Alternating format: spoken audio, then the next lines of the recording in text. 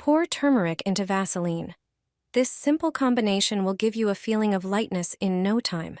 The exact proportions are important, so pay close attention.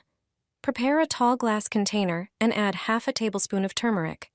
Its natural properties help soften the skin and support its regeneration after a long day, while also providing a soothing effect. Then add just under 1 tablespoon of Vaseline, which gives the mixture a smooth texture, softens the skin, and helps keep it in good condition. Now it's time for the oil, but not just any oil. It must be coconut oil so the mixture becomes silky and easy to spread. Coconut oil also deeply moisturizes, nourishes, has antibacterial properties, and leaves the skin smooth and supple. Mix everything well until you get a uniform paste. Now add 1 tablespoon of baking soda, which acts as a gentle exfoliant and cleanser for the skin, with mild antibacterial and antifungal effects. Mix again until all ingredients are perfectly combined. Apply the prepared paste to your knee, spreading it evenly.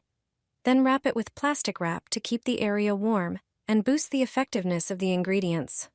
Go to sleep, and in the morning you'll feel pleasant relief and lightness in that part of your body.